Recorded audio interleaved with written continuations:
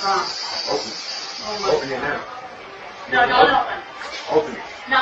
Now open.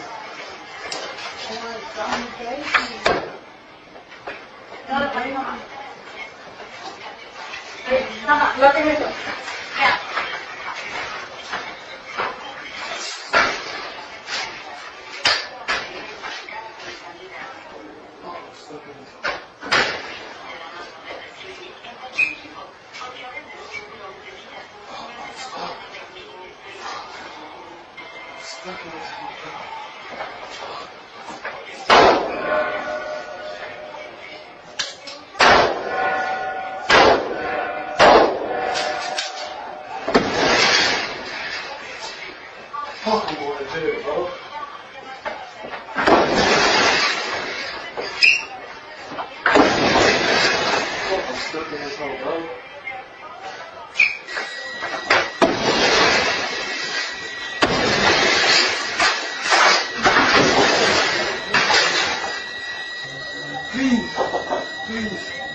Please, I have nothing, please.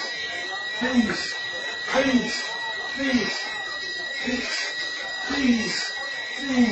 I have nothing. Please. I'm sorry, please. Help, please. Help, please. Get your hands up! On the ground! On the ground! On the ground! All the way down! The hands, it's over. We're coming back.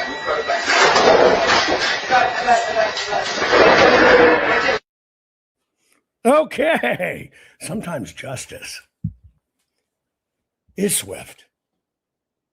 And in this case, justice was handed out by the dumb criminal themselves. Hey, folks, welcome to the program. Thank you for being here. Do me a finger. Please, use your finger and share this program. Right? Share this program. Rumble it right now. We're going to be talking about what's going on in Georgia and other things. And are we about to get some election justice? Well, we're going to debate that. We're going to talk about it.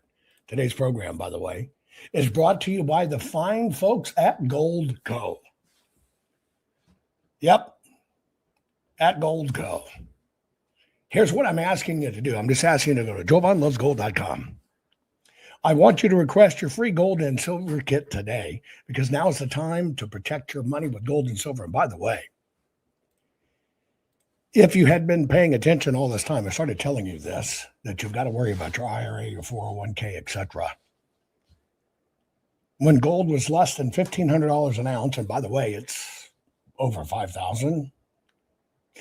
This is not about investing in gold and silver. I want to set that out to you right now. This is more about, I need you to know how gold and silver can protect your retirement. That's the main thing, because in fact, if you wanted to get into your retirement account right now, say we're hitting this horrible ice storm, your roof caved in or something, and you tried to get money from it, these rat bastards are unfortunately probably going to try to ding you 50%, and it's your money you've been paying in for years. This is a workaround, right? This is a workaround, and you have to understand how this works. Please go to jovanlovesgold.com and request the free information. Okay, now, like I said, we're going to be talking about Georgia. You might have been watching the news. You might have been seeing an FBI raid going on in Georgia. Yes. It's going to be interesting. It's going to be interesting how all this comes out. The day before yesterday, part when I was not here, I was actually in Georgia for part of that time. It's going to be interesting how this specifically plays out. But is it like anything else? Is it just going to be a political hand job? Little GOP fellatio? I don't know. But that's what we're going to talk about. Do me a favor, will you please? Share this program right now. We're going to get started in a few minutes. but this is something you need to stay abreast of and be aware of. We'll be right back right after this. Extra, extra! Trump deported a U.S. citizen who didn't even break the law! No way! Really? Yeah. Okay, but did that really happen? Well, technically, he was an undocumented U.S. citizen, and he did break the law, but only in the sense that arson is still illegal. Technically. Technically. Well, I'm already feeling emotions, so none of those distinctions matter. What? The story was a complete lie. A lie? Because of some technicality? Technicality. How about this? Trump deported a community organizer even though they were born here and never broke the law. Just because they were Hispanic. Oh my gosh, I'm so emotional about that. And when you say he was born here... The world. He was born in this world. Human like the rest of us. Technically. Tech in Italy. And he wasn't in a gang? Oh, I get it. When white people do it, it's community organizing, but when a Venezuelan does it, he's in MS-13, technically? Ethnicity. Yeah, seriously. You've got to be kidding me. Oh, you just want to blow that off? Well, how's this, you monster? Trump deported an aspiring nuclear physicist whose family had been here since the Mayflower, simply because he got a tan last summer and looked a little brown. I feel I need to ask for clarity. Clarity? I think it's clear you're going to hell. By here since the Mayflower, do you mean he's of Aztec descent? Technically. He was also technically... Chechnya. a child trafficker. We're done here.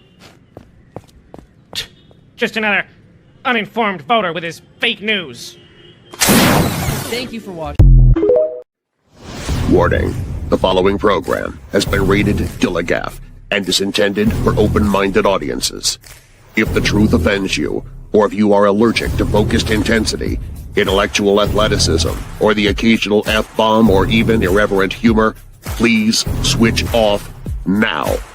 If your delicate sensibilities need to be worried about or addressed, might we recommend the Underwater Basket Weaving channel to you. Otherwise, sit back, enjoy the wisdom, insight, and wicked sense of humor. Cut the crap. How many times a day do you want to say that to politicians, the elite, the loony liberals, the fake news media, and the gender-confused, emotional socialist snowflake crowd? Cut the crap is your secret weapon for fighting for our freedoms and our great republic. It all begins with a massive mental enema, freeing you from the toxic news and politically correct views, which constipate your consciousness with stinking thinking. Your host, Jovan Hutton Pulitzer. He's known for calling out politicians and telling them to cut the crap. You've seen him on virtually every television network and listened to him on Coast to Coast Radio. And now he's here to help you learn to fight for America. Culture, race, and American politics. They all have one thing in common. They all need to cut the crap. Now, here's your host, Jovan Hutton Pulitzer.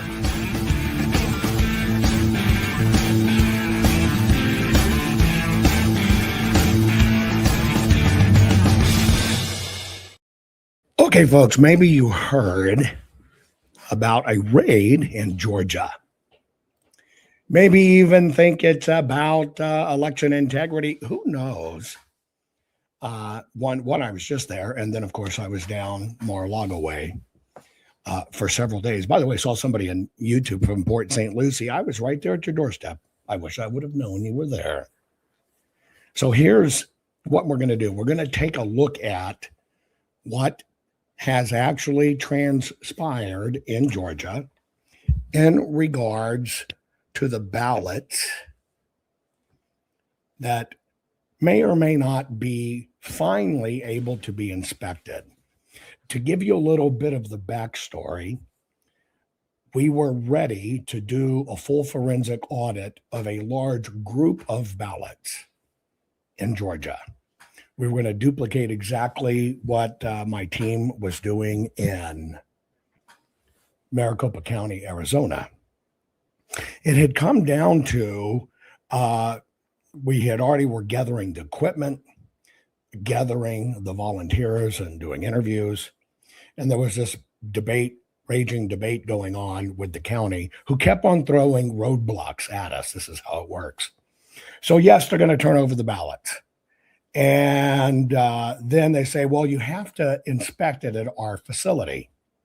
And of course, when you think about forensics, there's a lot of equipment involved, right? And et cetera. By the way, hey, just make sure you watch at the close of the program for a link for locals. I'm going to hop over to locals.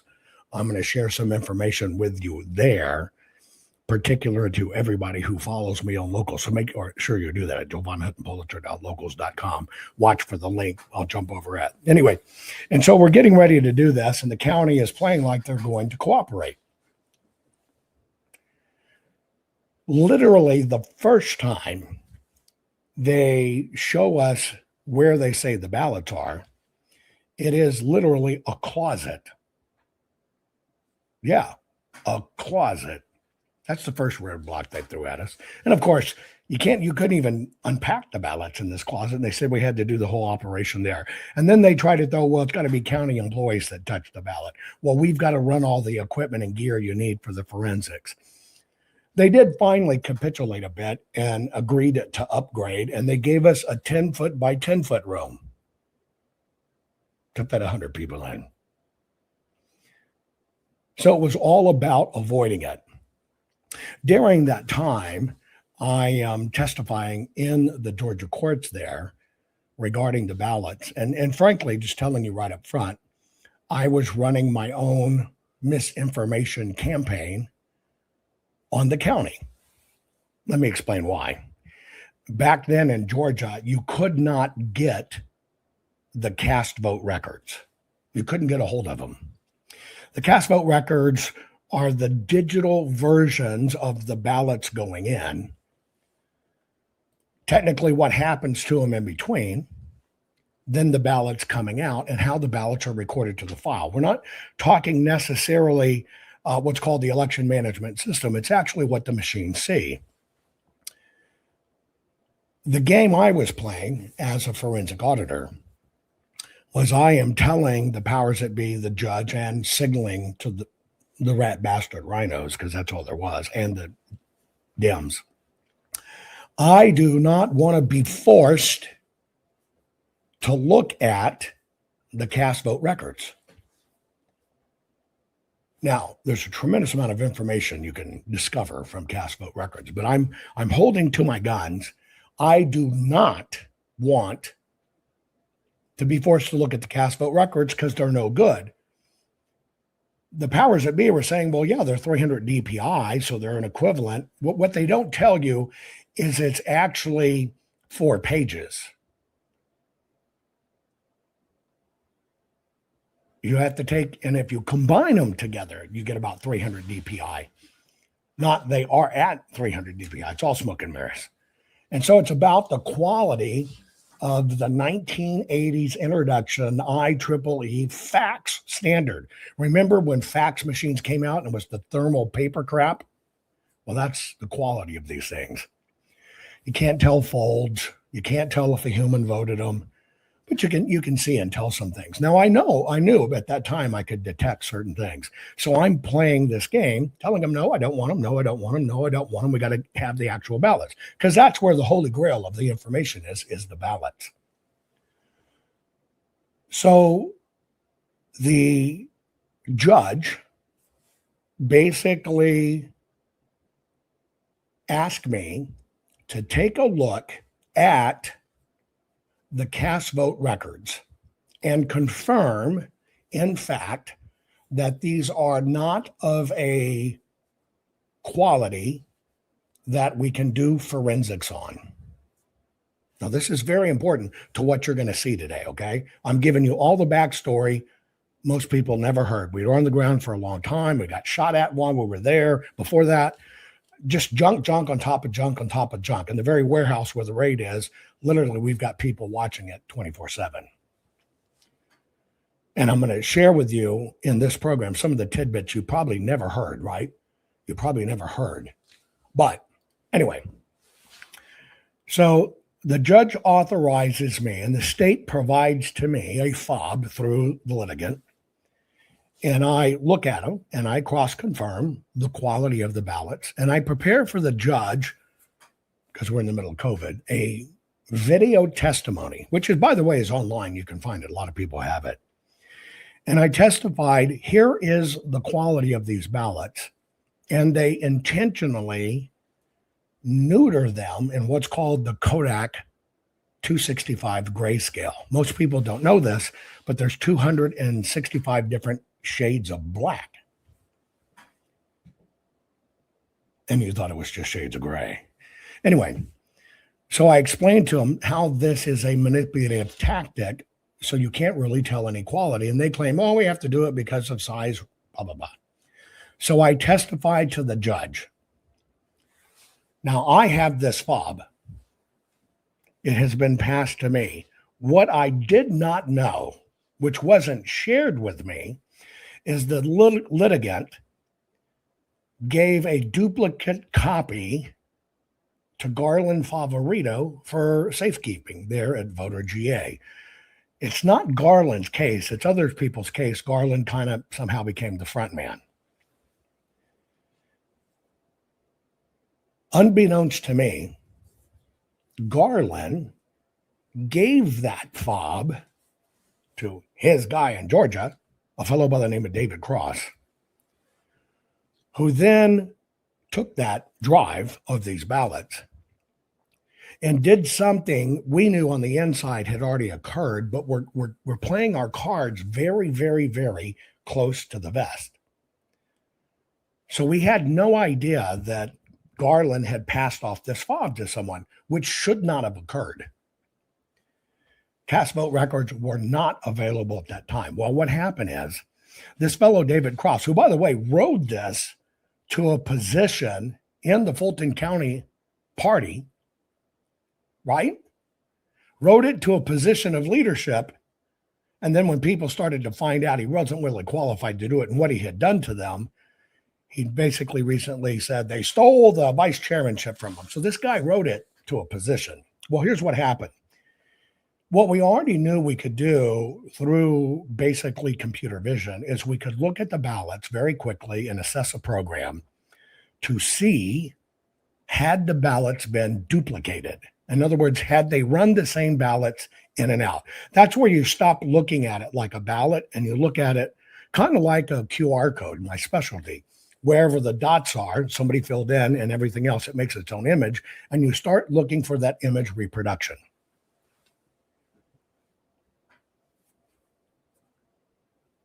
So the judge has granted that we're going to look at these ballots. The judge has 100% accepted my truthful and authentic testimony that the cast vote records are neutered, and I cannot do my forensic work based solely on the cast vote records. Well, about that time, this breaking story comes out. And damned if it isn't this guy, David Cross, saying, look what we found in Georgia. They ran extra ballots. They reran them. Well, see, my team had already been embedded in this and getting things done. We knew this is how they would do it. So this guy decides to make his name in social media. Look at what I found.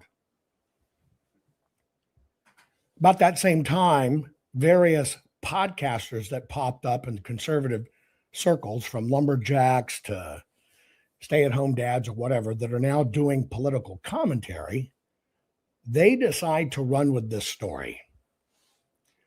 Found duplicated ballots, they reran the batches. And I see it come across the airwaves. And I'm sitting back here on the legal side of it, dealing with the courts, preparing for a full forensic audit, knowing the judge has now said he's going to give us the paper ballots.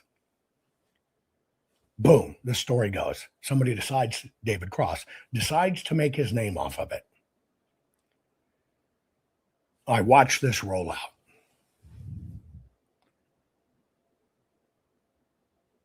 Because I'm the auditor going to audit it and do the forensic. So I like you, learn when it hits social media.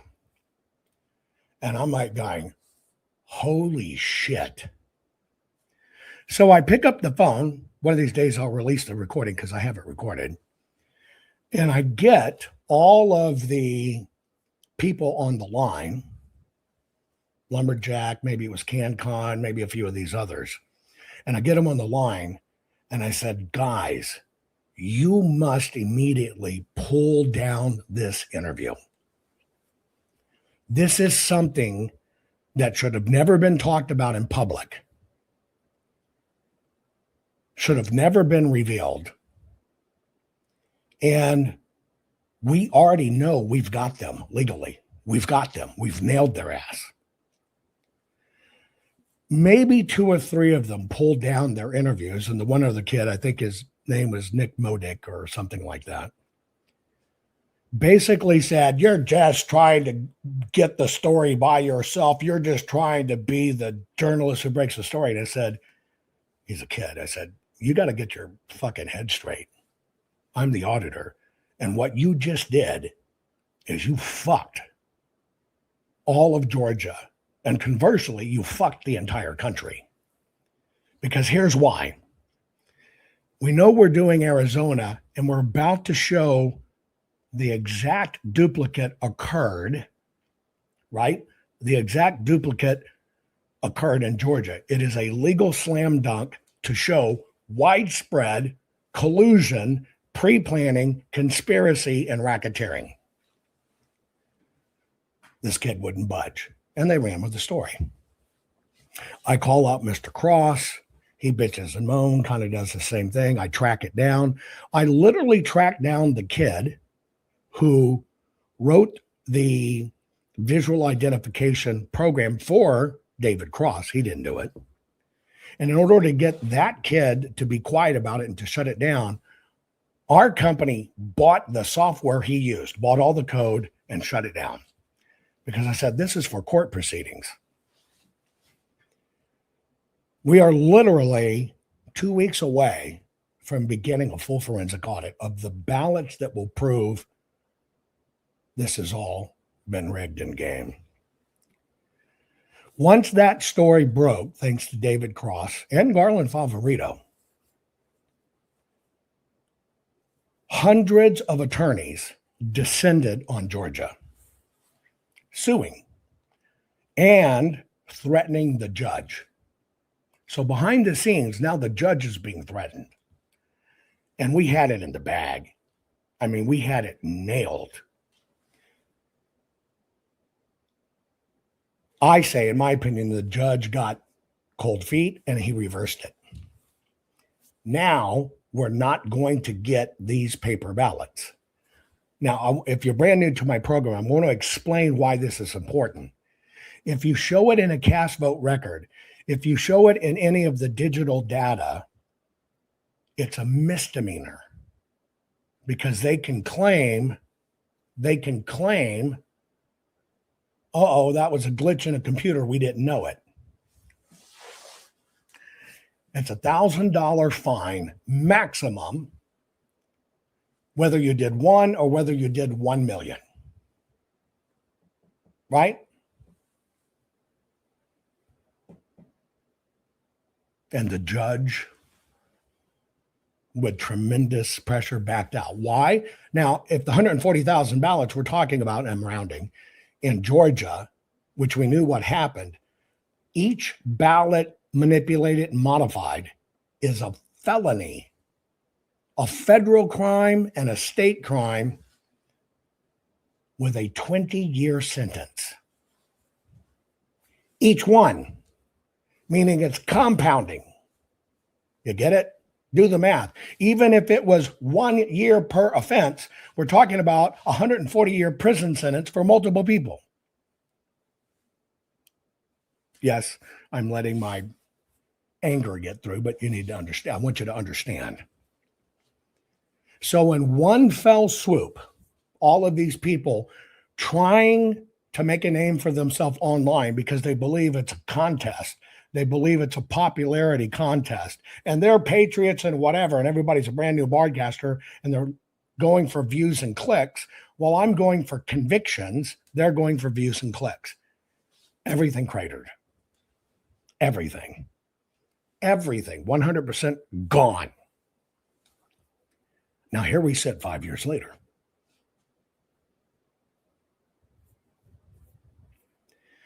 Personally, I would be incredibly surprised if the actual ballots we need to see still exist. Regardless of what happened in Georgia with the raid, I would be surprised if they still exist. Now, Georgia and its walk-in places have BMDs, ballot marking devices. Basically, your ballot is on the machine.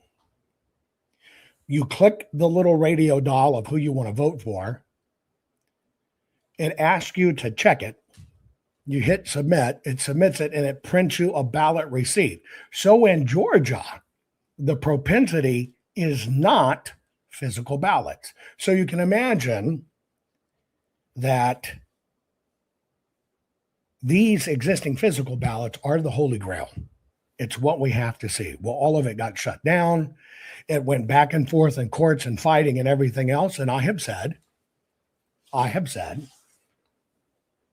I would be very surprised if these physical ballots exist. I'd be very surprised. Now, the lawsuit and the court order is very narrow. It's a specific band of ballots, which are the ones we need to see. If they're intact, they would be 150 boxes. Okay? 150 boxes. No matter how many times I queried the litigants and or Gawler and Favorito, whatever, can you confirm these ballots have been sequestered? Can you confirm these are 100% safe? Nobody could confirm that they were protected, although they say, well, the county says there is. Well, I think so. Nobody could produce a bona fide order that they were sequestered. Nobody could produce a location. That shows you the dangers of amateurs doing this. And what they're doing is trying to make a name for themselves, trying to become famous, just like David Cross did in Georgia. And he wrote it to an elected official seat. The very person that absolutely made sure these ballots wouldn't be looked at, when none of this should have been talked about, ever. It should have been kept quiet. We'd have nailed this rat bastard to the wall. We had it done. See, this was well before they understood, meaning the system, what we could really do with kinematics and prove.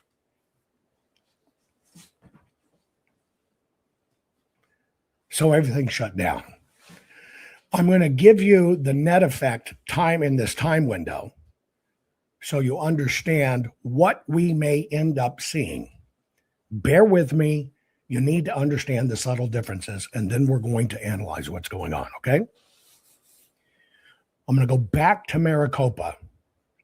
Maricopa supposedly had 2.1 million ballots executed. 85% of them roughly mail-in ballots. That means they're printed on a machine, that's color, they're mechanically folded in an exact place, and we can detect the nature of the ballot. Now, every one of those categories, every single one of those categories in Maricopa failed. You have to understand, for me, it was never about who won the election. And certainly, I don't care about the freaking machines. Why would I waste my time on a machine when all the rules are voluntary? There's no enforcement. What America needs is enforcement. But if you look at the nature of the paper, you can understand what really happened. Let me give an example. Just look at line 1, District 1. This is Maricopa. They should have had 84.13% folded ballots. Well, they didn't. They only had 76.24%. If you look at hand folded, that's where you walk in, they print a ballot in Maricopa. You mark it, you hand fold it, which we can detect, and you put it in a box. They should have had only 7.5%. 9.53%, but they way exceeded it with 9.64. And then when you look at election day, they should have had 8.34%, but they ended up having 12.42%. When you do the numbers, you found out what they should have had in mailed, they made up in hand fold or no fold. That's the backfilling. And there is no debate about the status of the paper. It is what it fucking is. There's no debate. It's not based on theory, and I don't need any 6-degree polynomials, and I don't have to infiltrate an antiphacol to know the status of the paper. There it is in black and white. What you certified was wrong. What you claim and certified under perjury, here it is. You perjured yourself. It's all crap. Okay, so now you understand the physical nature of the ballot. Now, when you look at Maricopa, Maricopa had 1,675 boxes of ballots. Every one of those boxes are supposed to be sealed by law. They run a tape over it. They seal it shut. In a box is batches. Batches are typically 200. There should be about 8 batches in any one box. When we finally got the Maricopa stuff 5 months later, because they kept on hem-hawing, what we got was 52 boxes that were held by procedure and sealed in perfect, pristine condition. And then, of course, the 1,725 or whatever, 22 other boxes, unsealed, total disarray, total out of order, all kinds of ballots shoved in them. Now, when you do the audit and you look at the paper, we found an interesting thing about the 52. The 52 didn't have any of the errors that we found in the other, million plus ballots, 1,000,008 ballots. And then we find out those boxes were handpicked by the election officials the day of the election that said, if we get audited, look at these. Now, these boxes are all kinds of different numbers throughout the thing.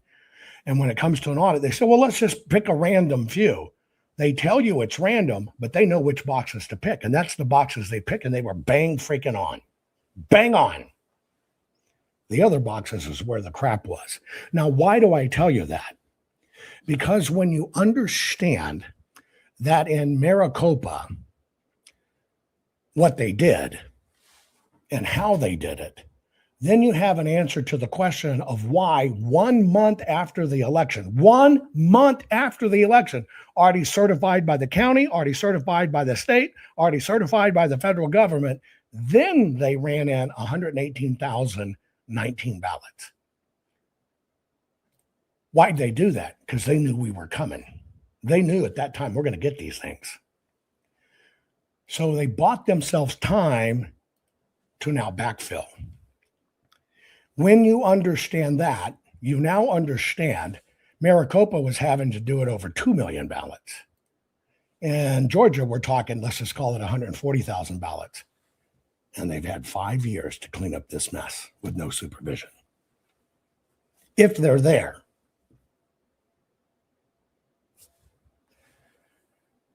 So that's all the texture background of what you need to understand about about Fulton County, Georgia. So what happened in Fulton County, Georgia is a raid was executed. By the way, let me do one little bit of housekeeping here. Do you remember, was it a program or two ago, I did a special called The Truth Is Not Pretty, Forensic Analysis of the Shooting and Laws and the Mayhem in Minnesota, and we were talking about this guy, Matthew Pretty. See him there? Train your eyes on him on the left. Matthew Pretty. Okay? Now, Matthew Pretty, just like George Floyd was a prototype. The government officials get people to break laws for them. First thing I want to show you is the left's assessment of Matthew Pretty. Caring for people was at the core of who he was. He was incapable of causing harm. Alex carried patience, compassion, and calm as a steady light within him. Even at the very end, that light was there. I recognized his familiar stillness and signature calm composure. He's a saint. Well, let me show you new footage of the saint. I'll show you the short footage first, and then that.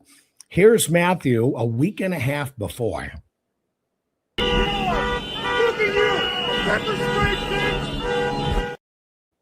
Basically wearing the same thing. Listen, is he a peaceful processor or observer? Look at you! That's a straight bitch! Look at his motherfucker!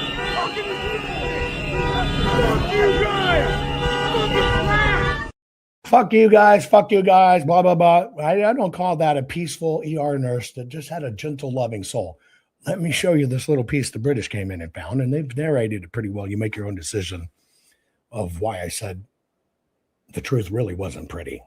This is a moment the news movement filmed on January 13th in Minneapolis, showing a man who appears to be Alex Preddy interacting with federal immigration agents 11 days before Border Patrol shot and killed him. Our footage was analyzed by the BBC, whose facial recognition technology confirmed his identity to a 97% degree of accuracy. On the morning of January 13th, our team received a tip that federal agents were blocking a street at the corner of East 36 and Park Avenue in Minneapolis. We arrived around 10:15 a.m. We saw observers shouting at the agents as they walked back to their vehicles. When they started driving away, the man kicked their taillight. An agent then got out of the vehicle, grabbed him, and pushed him to the ground.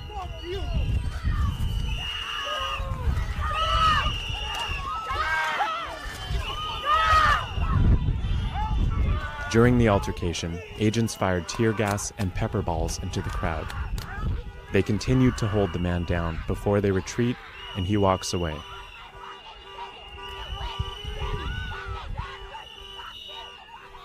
The man in our footage is wearing a similar outfit to what Preddy was wearing on the day he was killed. What appears to be a gun is also visible above his waistband.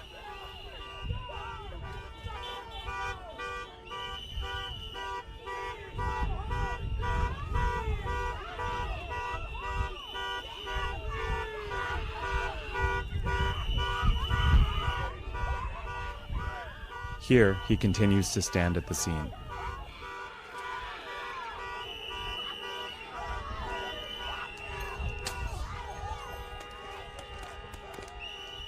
On the day he was killed, the Department of Homeland Security claims Preddy, a 37-year-old ICU nurse, approached officers holding a handgun. That claim has been contradicted by analysis of bystander videos from multiple news investigations, which concluded that Preddy was holding a phone, not a gun, when he was pinned to the street.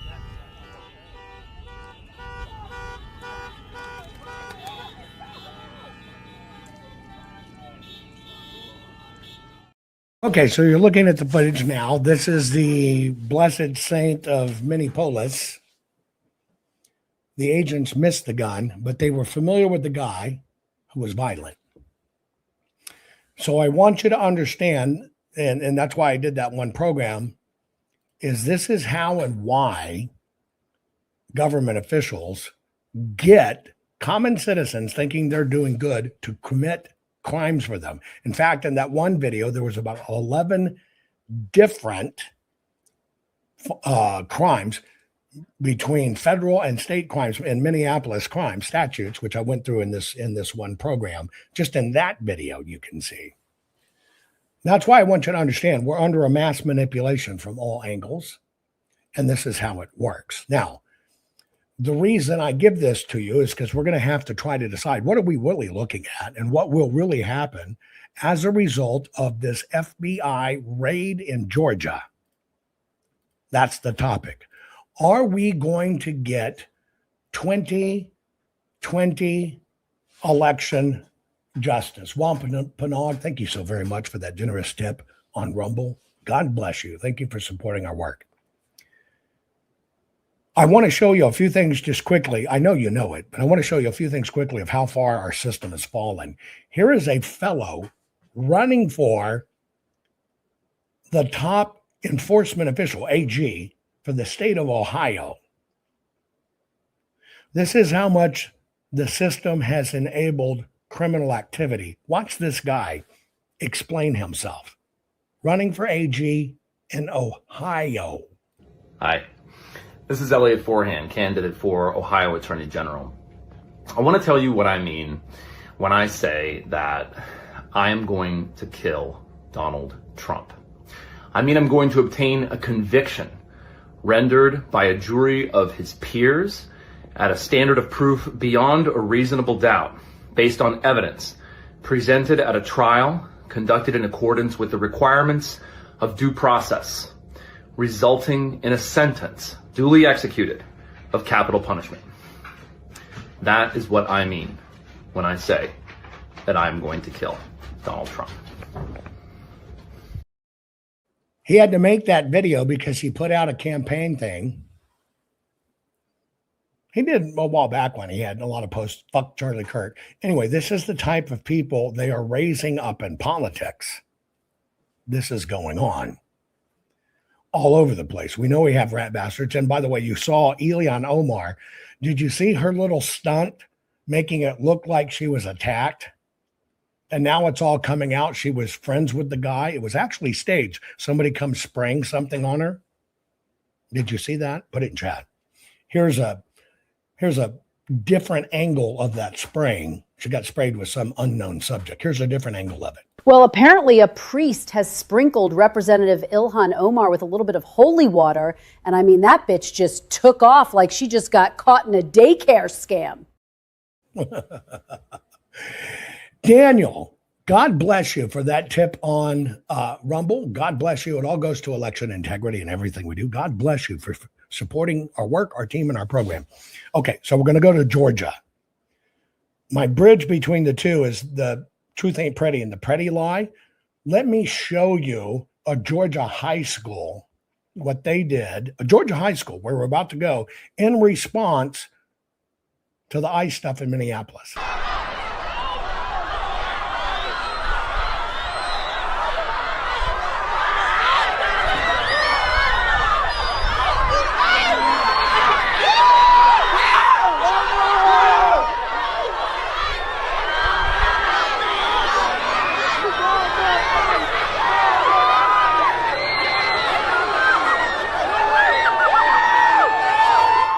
That's a Georgia high school, staging a walkout, fuck ICE, fuck MIGRA, blah, blah, blah, blah. Oh, by the way, it's one of their exemplary high schools in Georgia.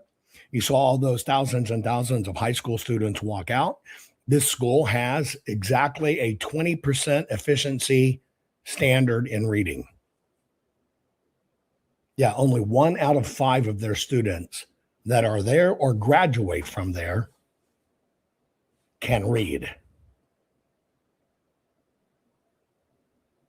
which is what the government wants.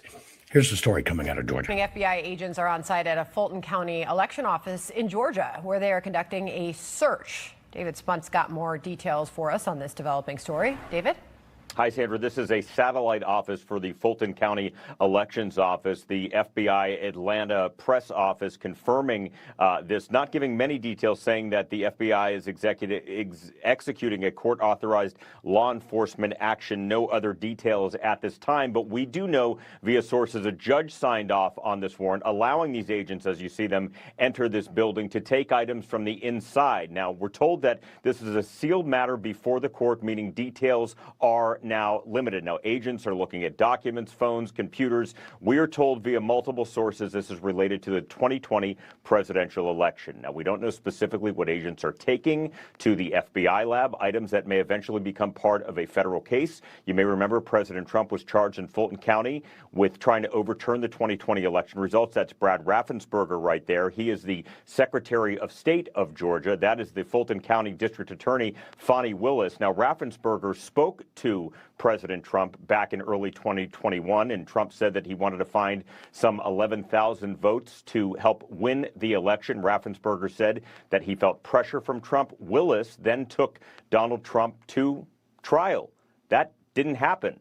In 2023, she said that her prosecution was all buttoned up, ready to go, but it was completely derailed after it was revealed she had an intimate relationship with the top prosecutor on her team, and it could have tainted the case. Late last year, a judge dismissed the case in its entirety. It's important to point out, Sandra, that a judge typically would not just sign off on a warrant so the FBI could go on what's known as a fishing expedition. It's likely the FBI and DOJ presented some credible evidence to the judge for the judge to go ahead and give the green light. No immediate comment from the Justice Department. Again, the FBI confirming this court-authorized search warrant. We are waiting to see if perhaps Director Kash Patel, Attorney General Pam Bondi, or even Secretary Raffensperger, or perhaps Governor Brian Kemp have anything to say. Okay, to remind you, once I testified in Georgia in front of the Senate, I was called in to testify about could we figure out what went wrong. Raffensperger, they dedicated, it's still there, I think, a full web page to me, calling me a failed treasure hunter. All it was a hit piece. I am the only person in the United States of America that actually has my own page dedicated to little old me on a state's government website. Simply because my testimony there and showing facts went viral, 100 million some odd views. Of course, they scrubbed it all as fast as they could and started threatening me. A little bit about Fanny, otherwise known as Gorilla Grip, her boyfriend, Nathan Wade, which is the lover she was doing the gorilla gripping with. He literally, hang on, thank you. Crystal, I can count on you, sweetheart. Okay, hang on one second. Let me share something with you. Share screen here, here, here. There it is. I have my own fact check site on the Georgia Secretary of State site. Fact check. Georgia Senate masquerades failed treasure hunter as hacker and election security expert. Here it is. Right? Now, what's interesting is this hack job, I kind of knew it would eventually, I knew every word of that article before it came out. Do you know how I knew every word of that article before it came out and I knew it would be used? Let me tell you why. I found out during that time that these bad rhinos and stuff had already infiltrated me. As soon as I went viral in November of 2020, showing its the folds, and it just hit the storm, I get a call from an attorney who's very well known saying, let me help you put together your affidavits, blah, blah, blah, blah, blah, blah, blah, blah, blah. So I think no harm, no foul. All I wanted to do was put together my court piece evidence that could be submitted for cases. So I said, fine. So during this time we're talking about, I am on the ground in Georgia. I know something's about to happen in this Warthog, Arnoff, whatever crap those guys were named because they had to have a Senate runoff. We found literally 1 million extra ballots ready to go. One of the people I'm working with went into the warehouse you're about to see, the very warehouse you're about to see, knew all these extra ballots were there, ordered a bunch of pizza, and played like they were a pizza delivery person and walked into the super secret special room in the warehouse.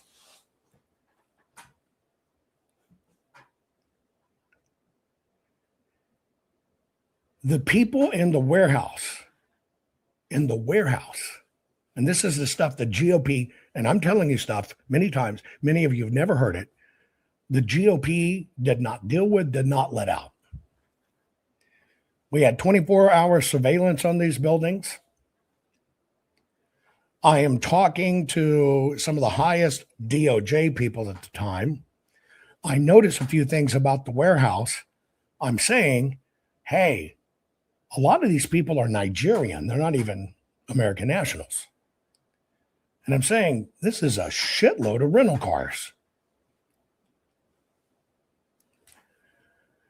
So I run up the flagpole. I said, guys, I need the cell phone telemetry. S2G, thank you so very much for that generous tip on Rumble.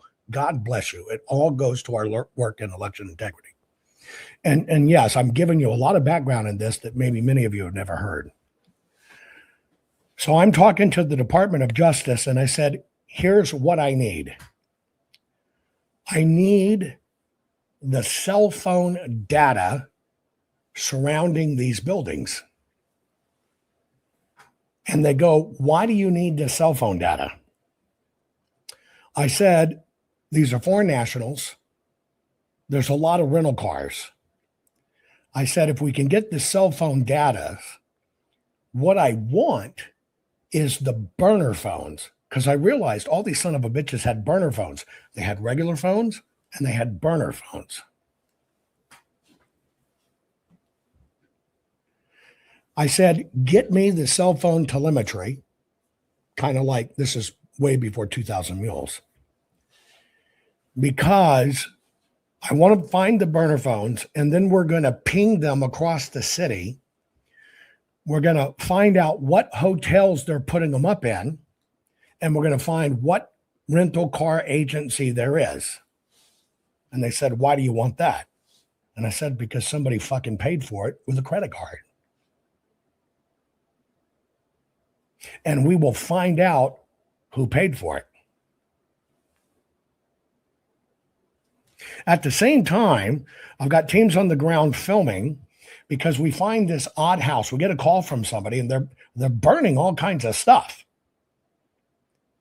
And it's these weird people. And I could swear it looks like ballots.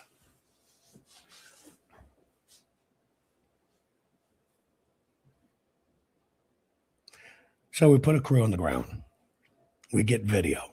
And sure enough, at this residential neighborhood, there's a very large home. And in the backyard, they have burn barrels. And they are burning all kinds of Dominion documents. They're burning what looks at ballots. Now, we can only get so close and we're filming. So we know something nefarious is going on. The house, which was used as a rental house, is owned by one of the elected officials there in Georgia.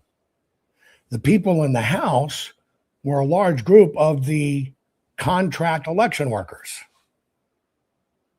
We run this up the thing. Nothing. Next, we get documentation, and you probably remember this. It's New Year's Eve, 2020. I've just testified. I get a phone call, and the phone call actually comes from General Flynn and says, we have heard, and by the way, I've never told you the call came from General Flynn. I'm now telling you the call came from General Flynn. And it's a shredding company. Now, there was already the big fiasco with election and all these ballots being shredded. It caused a huge uproar for Fulton County. And so all the shredding company says, we're not doing anything. We're not doing anything related to elections or Dominion. And the only reason I tell you Dominion is because that's the folks that were involved. I'm not talking about the machines. I'm talking about paper. I'm not talking about the machines. I'm talking about paper. I give a rat's ass about the machines. Anyway, so we get this call, and a ballot company, a shredder company, had been called to a site to do an immediate emergency shred. And they ordered a very particular type of shred. You can have chop, chop, chop. You can have strips. This one wanted it stripped and then cross-cut and then rolled up into balls, which the machine will do. It'll cut it like confetti, and then it shifts around and it rolls them into spitballs. And they said it was an emergency order. They, just were clearing out a warehouse and needed it. So this shredding company shows up. Now, the shredding company relays to us. Here's why I'm calling. They told me they were Dominion Trucking Company.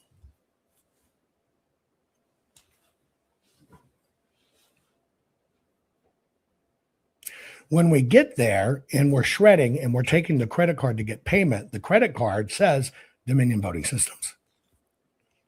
He said, so my guy stopped the shredder.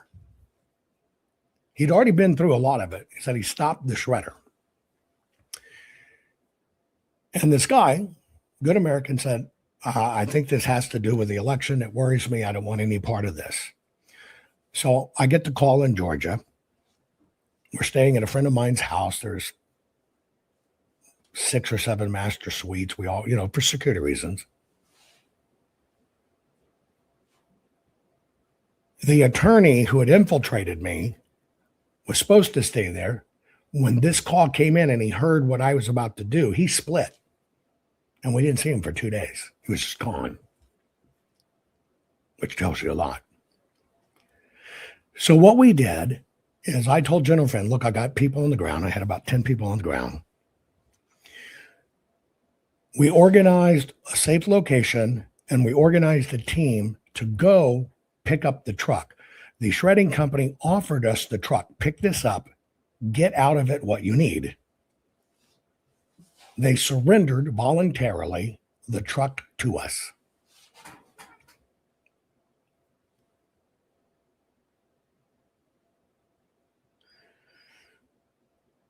What we initially find in the truck is we find all kinds of receipts, pretty incriminating stuff. But we also found invoices for overprinting, but the invoices was from China. So one of the people on the ground called in a special agent that has to do with trafficking from foreign countries, a friendly. The friendly looks at it, does the decoding for us. And what we're looking at is just a ton of documents. Some look like it might have been ballots, tons of invoices that couldn't be explained. Why were so many ordered? Like, why did Fulton County, Georgia, order immediate registration packets to do voter registration for Fulton County, but they ordered more for Fulton County than all the voters in the entire state of Georgia combined? So now what I'm doing is I'm running an investigation to do this. This is where I've got forensic people involved. We're looking at the ovals. I've got one of the ballots from the truck up north. Remember the printing company that mysteriously went up in flames?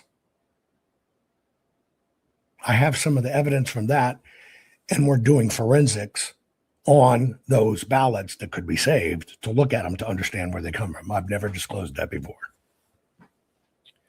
And so all of this is kind of going on at once.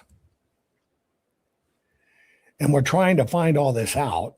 And we discover a website by the Democrats saying you need to confirm your vote. You need to confirm if you're registered. Now, I want you to remember, the election just went on. Now, this is a special election, which means it's a second election. The Dems ran an operation saying we need to confirm your vote. We don't know if they're recording your vote. Now, here's how that website went. You go to the website, you put in your full name, you put in your address, you must send a copy of your driver's license attached to the submission, and you must sign your signature, take a snapshot of it, and send it to By the way, those are all the pieces you need to create a fake vote. We submitted to it. Never anything from the GOP, from the Dems. What they did is they did this massive operation of ingesting people's numbers in under a scare tactic. They knew the voters, they knew their names, they knew their voter ID numbers, they knew their addresses, had a driver's license, and had a signature that was turned over to them. And then nothing ever heard. Now, why do I tell you that?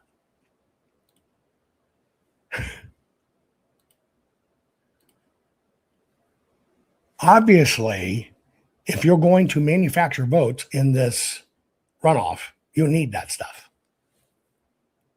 Okay? So all of this is kind of coming to a head. This was long before I really started talking to you guys.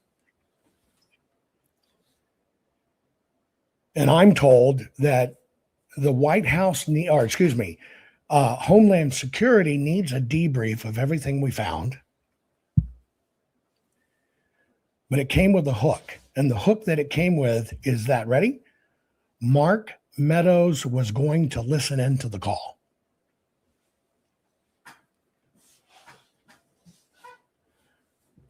So we do this debrief. We give them the whole sit rep of everything going on the ground, everything we found. 6 hours later, SSAs, which is the supervisory agents of the FBI, show up, tell us all to back off, tell us they're taking control of that truck of evidence,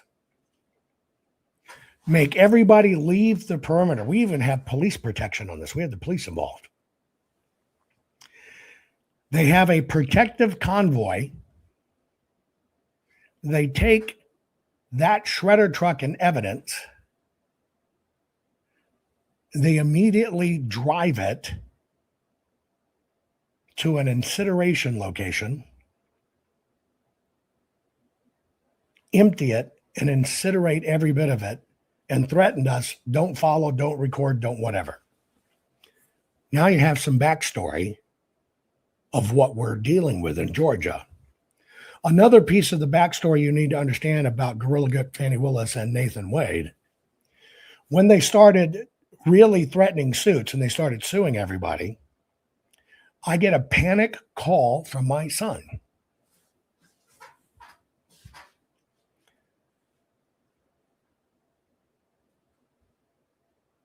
Nathan Wade, which I have this recorded too. Nathan Wade, even though I'm very reachable, people on Twitter and everywhere, you know that you can reach me. I look at it. I look at everything. I'll answer you. I'm reachable. Nathan Wade called my son, my daughter, my ex-wife, and 2 stepchildren, basically telling them I was under investigation by the government for this election stuff and making threats to them, not to me, to them. When I get word, he never called me, never emailed me, never reached out. My number's never changed. My email's the same. I'm very reachable. I call Mr. Wade and I get him on the phone. Send him an email, said I'm going to call. I get Mr. Wade on the phone and I said, I understand you're trying to reach me. Why are you calling my children?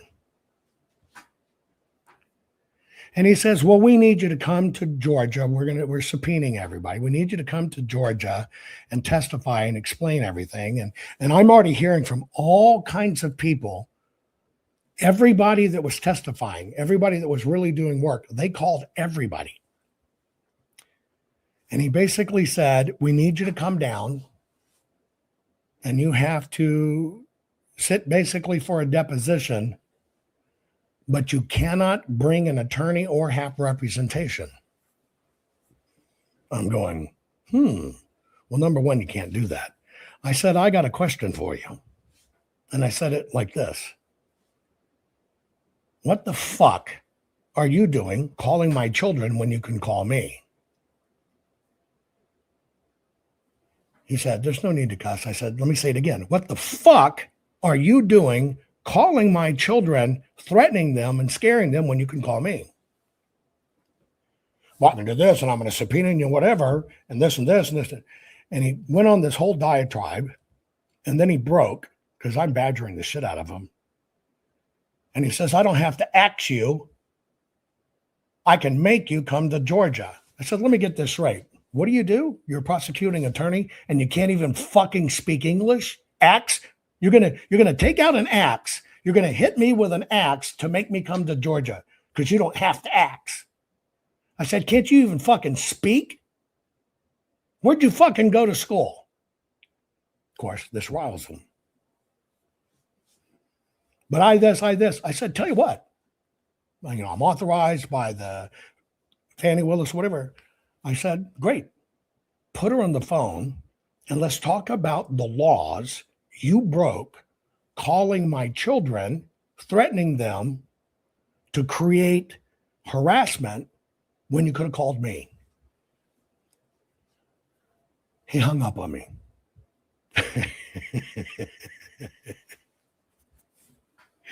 I don't know if it's because I called him out on his legal bullshit or I called him out. You're going to ax me? You're threatening me? You're going to ax me? So what kind of fucking education do you have? You can't even speak English. And you're a prosecutor? Anyway, now you have a lot of the background that I went through. It traumatized my young son. Then you combine that shit when they tried to assassinate me and almost got me, almost killed me. Many of you know I barely made it. So you can imagine the havoc this wreaked on my family, only to have conservative, supposed daily podcasters threatening me. You didn't do an audit. You didn't do this. And all of those guys called my children and threatened them. So you're getting a lot of the backstory of all the shit that went on in Georgia. And there is still a lot I'm not telling you. I'll save that for when all this comes out. But that's how nasty it's been. That's how much deception on all sides has occurred. Because if you're going to get Donald Trump out, it's not a Democrat thing. You are a fucking fool if you think the GOP didn't have something to do with this.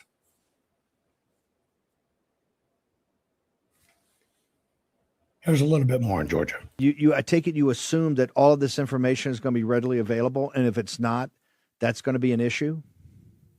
Steve, the best I know is that the documents are contained in about 700 boxes that have been held in the clerk of the courts area in this warehouse, and my understanding is they're completely unorganized and not inventoried well. We don't know where the documents are in those 700 boxes, and I have advised people over the last several months that we have no other choice but to recommend that all 700 boxes be removed and taken out of the hands of Fulton County so that we can look for the documents that we've been looking for years and have been unable to get Fulton County to provide or produce or even try to find. So we're looking for those tabulator tapes. We're looking for numbered voter list. We would like to know who was eligible to vote for the 2020 election. We're looking for documents to prove that the ballot boxes that they claimed produced thousands of votes were actually real ballot boxes. And the whole purpose of this is to look for areas of inconsistency and irregularities, so to understand what happened if it did happen, so it will not happen in future elections. That's the point of the state election board's investigation and participation in this. Okay. Little point of reference. If in fact the ballots that we were supposed to do kinematic artifact detection on, do our full forensic work, just like we did in Arizona, exist, that should be about 100 boxes. Should be. Now, between the tape rolls, the poll books, paper, printing, or whatever, I couldn't really tell you what's in 700 boxes. Okay? Now, you know, anything on the machine falls under voluntary voting systems guidelines. Voluntary voting systems guidelines. Okay? Now, I need to give you a little bit more education. Sorry, this is running longer, but if you don't have time to learn this shit, no wonder we're deep in this shit. Georgia officially did several recounts, which you'll hear about in a minute. The first recount was done by the voting companies to try to analyze statistically, was the election run right?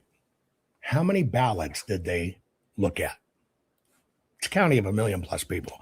How many ballots did they look at?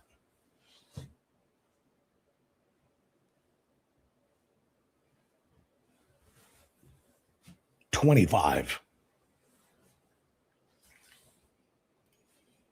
To confirm the midterm was right before that, how many did they look at? 250.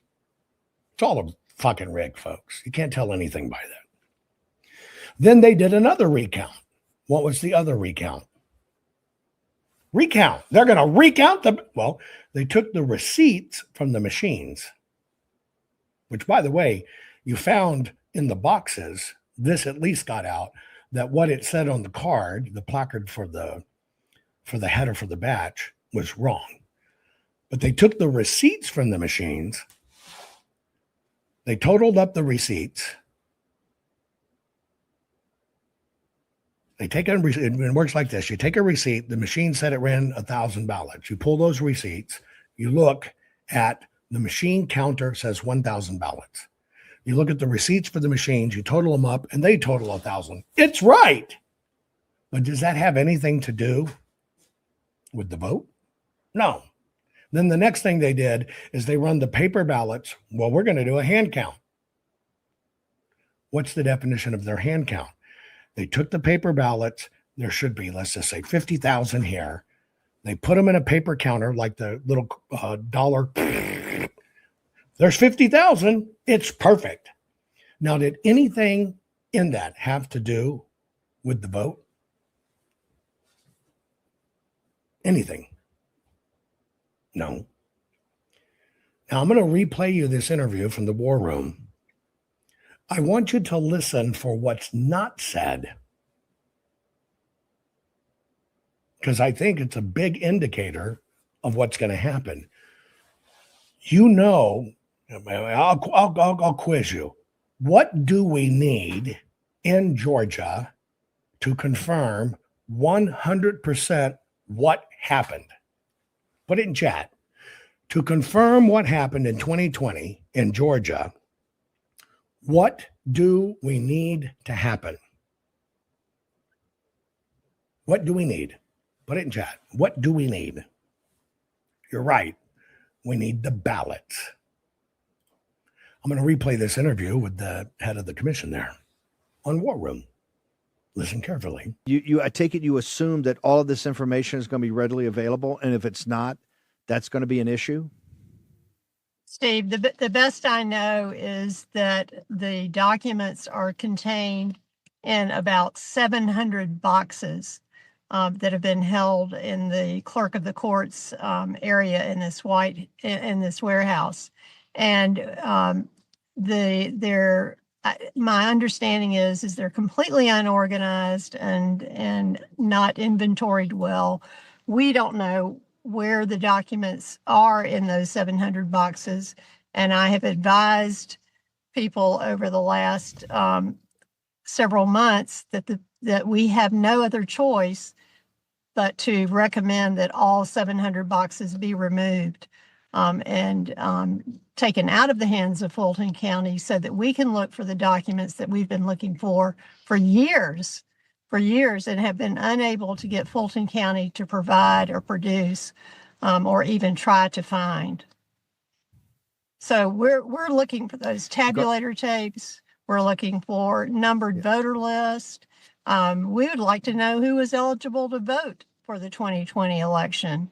We're looking for documents to prove that the ballot boxes that they claimed produced thousands of votes were actually real ballot boxes. And the whole purpose of this is to look for areas of inconsistency and irregularities, so to understand what happened if it did happen, so it will not happen in future elections. That's the point of the state election board's investigation and participation in this. So let me ask you a question. If you look at a tabulator roll, tabulator receipt, can you tell what happened? No. If you look at who voted, just a list of who voted, can you tell what happened? No. If you try to confirm, was a ballot box actually a legitimate ballot box, meaning outside drop-off, can you tell what happened? No. What's conspicuously missing from this interview? Did you catch it? Been talking about it for months? Been working on it for months? What's missing from this interview? Ballots. Physical ballots. Which is the only thing you can prosecute on. And the only thing that tells the story. And in case you didn't know how it works, you ready? The Election Assistance Commission has voluntary voting guidelines. If something's found wrong, there is no enforcement mechanism. If it goes and looks at the Help America Vote Act, okay, the Help America Vote Act, under the Help America Vote Act, if there are issues found in irregularities, number one, it has no enforcement action. There's no enforcement action. But they can lead to a recommendation by the Secretary of State saying, now I want to investigate this. Who's the Secretary of State?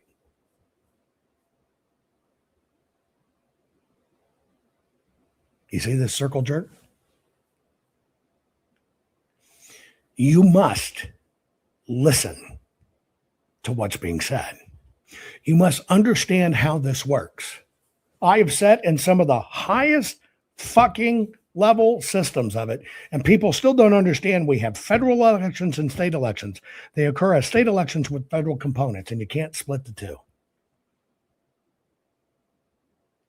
There are rules, and you have to work within those rules.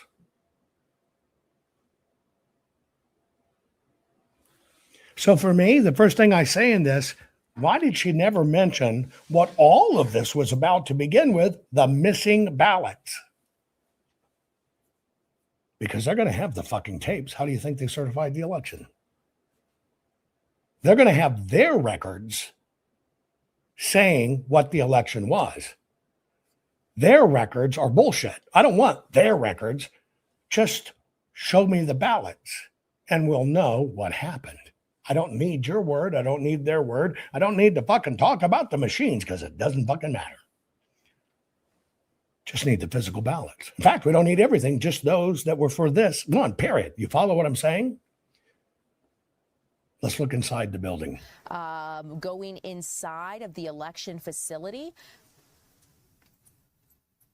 Our photographer was able to go inside. He was let inside and allowed to be up and close. As you can see, this is interesting because one of the questions we did ask Larry was if agents were restricting his access or asking him to back up at all. And he said that so far they've been allowing reporters to get up close to the situation.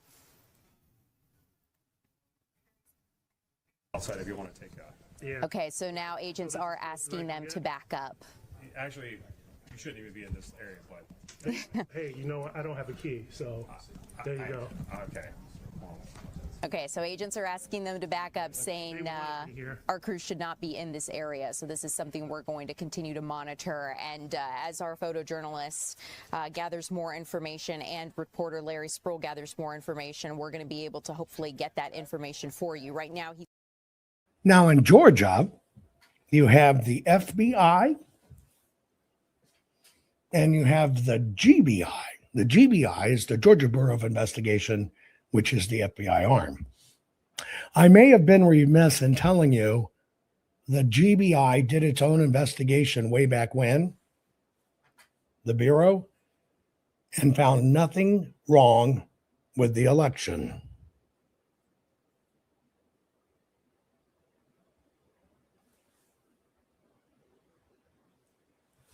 Now, you might have saw all those boxes in the background. Do not assume that is evidence for this. Here's why. There have been 3 elections since then. A special election, kind of a midterm, whatever it was, and then this new 2024 general election. So don't think you're looking back there and you're looking at that's the 2020 room. That does not exist. But here is what they're saying on the ground from the official standpoint.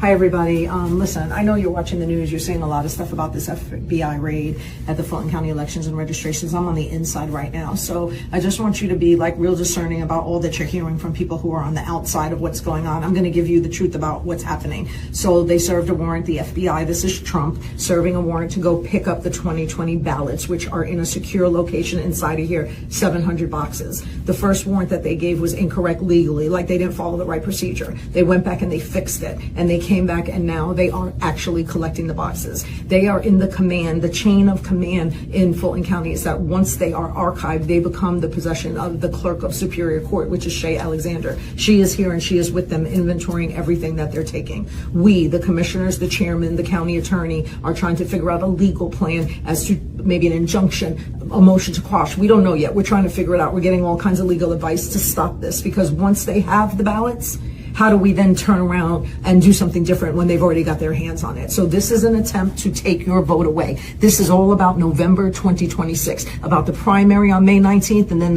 the November election. He does not want the midterm elections to take away his power. So he's trying to create chaos. So this is what he does. Chaos in Minnesota, chaos in Fulton County. We are a target. Protect your vote at all costs. I'm telling you, everybody always says your life depends on it. Oh, your life does depend on it this time.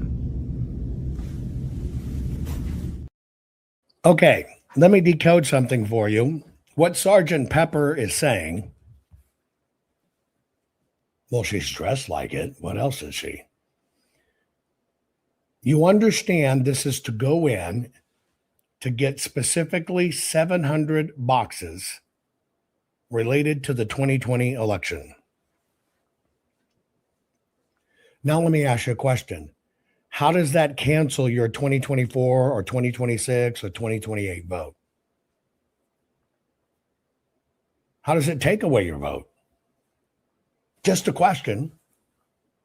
If they get a hold of 700 boxes, and there's ballots in there, let's just say this. How does that, for any voter in Fulton County, take away their vote?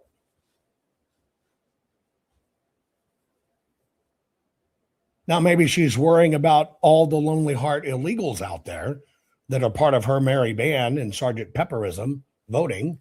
Well, yeah, it might take those people's voting away, which should never occur in the process. Fucking lot of dead people going to be pissed off. But who, from a legitimate voter standpoint, is going to lose their vote? By the way, what the fuck does Minneapolis have to do with this? Oh, that's right. It's a narrative. And they got to play the narrative over and over and over. Well, I don't know if you remember this, but in my testimony in Georgia, way back when, I told you then you're going to find out that the rig occurred in adjudication. Here's what adjudication means. There's extra marks on the ballot. It didn't read right. You scribbled on it. You wrote on it. We don't know what it says officially. Well, when it goes in, they know your vote. It holds it up here, called an adjudication. It holds it up here. It takes a human to pull those back down and say they're legit or not, but they know everything. Now, if you know everything here, you work underneath. If we were to go back to 2000, you're looking at batches of 200. The average adjudication per batch of 200 was 1. If you hop forward to the midterms, coming forward, the average adjudication was 2. If you hop forward to 2016, 2018, the average adjudication was about 4 ballots per 200. That means 1 out of every 50 ballots needed some form of human oversight or human intervention of your vote. Now, the rules used to be that if any machine started, because it's there, but it kicks it out saying, look at it, look at it. Pay attention to this point because I'm going to show you something of how they pulled this off. Pay attention. In the olden days, when it got 3 or over, they used to assume something was wrong with the scanner and they would replace it. They would assume the scanner was broken. Okay? Now, I called this out in Georgia first because I had, interestingly enough, the Georgia numbers before I had certain adjudications for the full forensic audit in Maricopa. And I called out the head of elections there, basically saying they had about 200,000 votes in, and they had to adjudicate 147,000 of them. I'm going, howdy do. That's like 1 out of 8. Now remember, 1 out of 50 was a major crisis backwards in time. Swap that damn machine out. And all of a sudden, I'm looking at something that looks like 1 out of 8, 1 out of 9, 1 out of 10. I call this out and I show them. Well, they pushed back on it and say, we just misspoke or whatever. Now let's go back to Maricopa.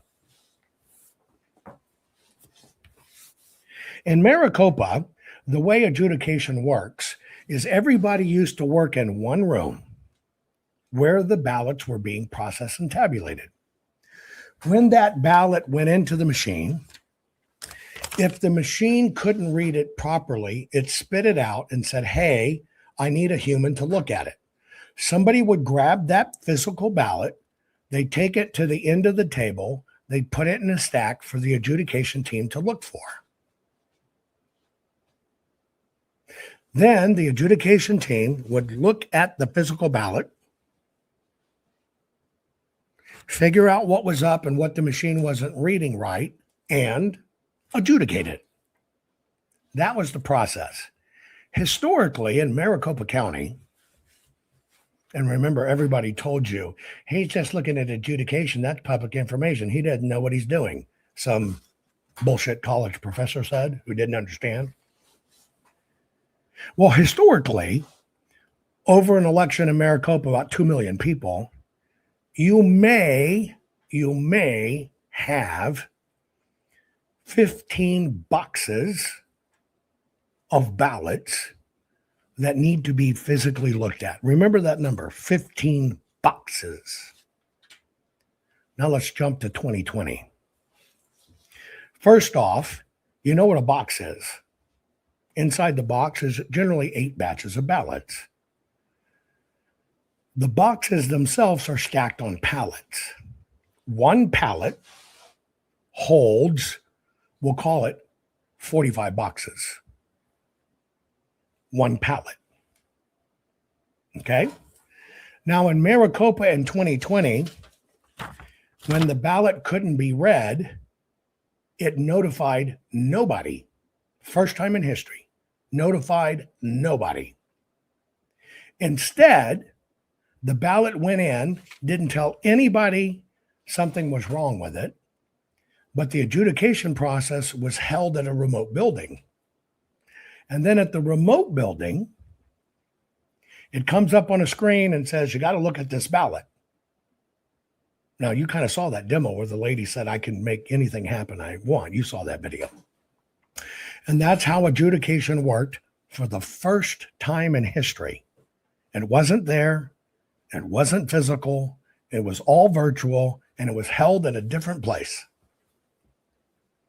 In Maricopa County, if they would have stayed with the standard procedure that happened every time before 2020, the outstacking process, which is what it's called, would have accumulated 2.5 pallets of boxes. There would have been about 120 boxes when the average might be 12, 13, 14. There would have been 120 boxes of evidence over there. Do you think somebody would have screamed, what the fuck's going on with the machines? But they hid it. They hid it. The average, 1 out of every 8 ballots was adjudicated in Maricopa County. 1 out of every 8. When they used to say, you get to 1 in 50, you change that machine out. Now that's how they pulled off the hiding of the suspension. It doesn't cancel your vote, doesn't change your vote. It suspends your vote. Now, if you can suspend the vote, you know what the vote is. You know how many ballots there are. They just haven't come down and been officially counted yet because somebody has to click the button. What do you end up knowing? You end up kind of getting a free look at what the election is really going on. Now, if you have that information because of adjudication, and you're a nefarious actor, what can you do? Now get ready. I'm about to smack you on the side of the head. And don't leave. You need to know this. If you have this information and you actually know, here's what's physical, here's what's still adjudicating, we're coming to the end of the election, you actually know the outcome. The technicality is you haven't counted it yet. Counting only means officially letting it come down. So you actually know what's going on, right? Still using Maricopa County, do you remember we need 10 extra days, first time in history, all these places, same thing. We need 10 extra days to count all the ballots. Do you remember that, Chet? Well, I'm going to go back. If you've been with me for a while, you know this. Just so you know, in Maricopa County, they use 10 tally machines running on an average 140,000 ballots a day. So we now know what a tally machine will do. 140,000 ballots a day, 10 machines will do it, each one, right? That's how many they got. 10 machines running. And when they have 10 machines running balls to the wall, they can do about 140,000 ballots a day. They told us they had all these 300,000 ballots to count. They need 10 extra days. Well, if you look at the dotted line in the center, that's election day. You look forward, and we're looking at those 10 extra days. They used 2 tally machines, not 10. One of them was about 89,000. One of them was 100,000. All the rest of them averaged to about 5,000. And several days they counted nothing. So what were they doing? Well, see, that number that they ran in should equate to how many they said they had left. It didn't. So what they need the 10 extra days for? That's right. Look on the right. So they could create the ballots to change it and put it in 30 fucking days after the election. And by the way, they still fucked up the number and they still missed it. They still were off 1,812 ballots. That's what the GOP refuses to show you because it's all about the ballot. And that's the only way you can get it. That's the only way you can see it. But the tabulator machines, the receipts says everything was perfect, and they have that number, a number that never existed. Now you know why President Trump was calling TULSI in Arizona, trying to get him not to certify, because they ran it in the day everything happens at the federal government to certify, and those ballots weren't there, and they rushed them in, 118,019. Oh, by the way, there's even more to it. But you got to understand how they create this inventory. How do they create the inventory? Well, they create the inventory by having all this slack in it. You can only see it, not by receipts, by physical ballots compared to realities. But now they have been removed from this facility, out of our control. We don't know where they're being taken. We don't know what's going to happen to them. So we can no longer, oh my God, oh my God, oh my God, oh my God. If we don't have them, they're not safe. They're going to change them. They're going to manipulate them. Same tactic. Now they have been removed from this facility, out of our control. We don't know where they're being taken. We don't know what's going to happen to them. So we can no longer, and I can no longer, as chair of this board, satisfy not only the citizens of Atlanta, but the citizens of the world that those ballots are still secure. So that is a major concern that I have right now. Again, my point is, once they were here, as long as they were here in the control of Fulton County, I was confident that they were safe and secure. And the other point I'd like to make, this goes back to the 2020 elections. For the life of me, I still cannot understand the fascination about the 2020 elections, which occurred 6 years ago. That election is over with. That election has been reviewed, it's been audited, and in every case, every instance, we get a clean bill of health. If there's anybody who knows what happened in 2020 on that night at State Farm Arena, it was Fulton County Commission Chairman Rob Pitts. I was there. So the fascination with this, I still don't understand it. But we'll have more to say later. I just want to say that Fulton County Department of Registration and Elections is always and will continue to maintain fair, transparent, and accurate elections. And we will continue to do the work of the electorate here in Fulton County. The FBI is still in the building. We have fully complied. We will always comply with law enforcement and with the rule of law. And that's what we do here in Fulton County. And that's all I have to say. How concerned are you, sir? How concerned are you voter information will be compromised? How concerned are you that they can be compromised? What the fuck do you think they did in all these years that they've had them? But do you remember back me telling you in the audit in Arizona, I'm talking with Brnovich, who has now passed, by the way, AG of Arizona, and I'm showing them how many bullshit voters are at vacant lots. 2,000 people at a vacant lot address. We got tipped off this by the fine works, right, of Liz Harris. 2,000 people. It's a blank freaking field. Doesn't even have a mailbox. But those ballots somehow get gathered up and dropped off at an NGO several blocks away. Number one, forwarding that ballot's a crime. It's not allowed, but it's still done. We pointed these out, pointing out 7-Elevens with 12 registered voters at a 7-Eleven. 118 voters registered at a Mexican restaurant. Can't use business address. All of the conservative broadcasters told you forensic audit was bullshit. It was a con. Jovan's a grift. They didn't find anything. They didn't report anything. Here we are, 5+ years later. Finally, people on the ground are picking up on our work. Everything I've said, get your ass out and verify them.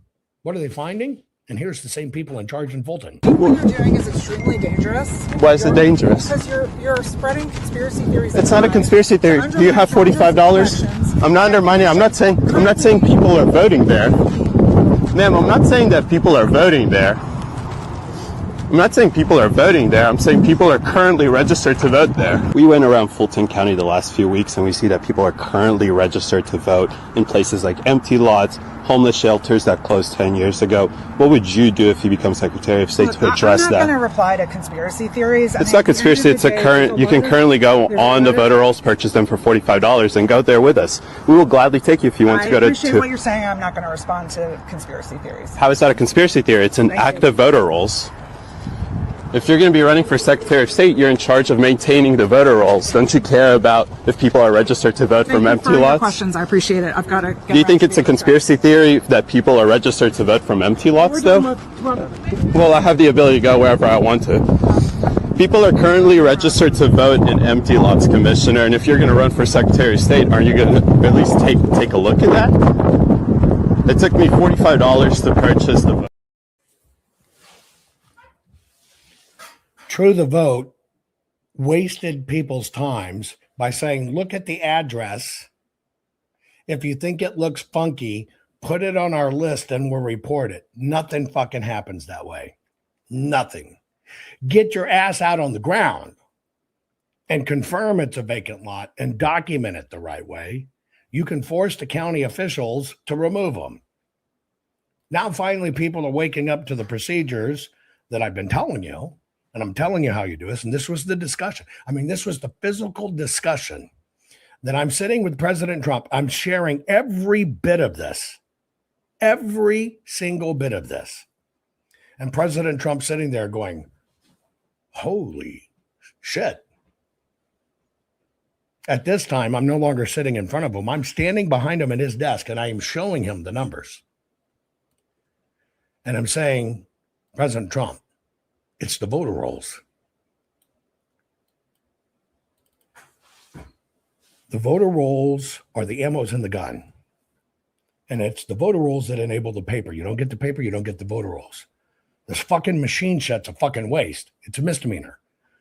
The ammo for the machine that is the voter rolls, which is, you got to be on the voter rolls to get the ballot. Behind me, so President Trump's here, Devin Nunes here, President Trump's staff. I hear, well, we're told that if we focus on the voter rolls, that it's just a waste of time. So I turned around like I did because I have nothing to lose. And I said, who in the hell told you that?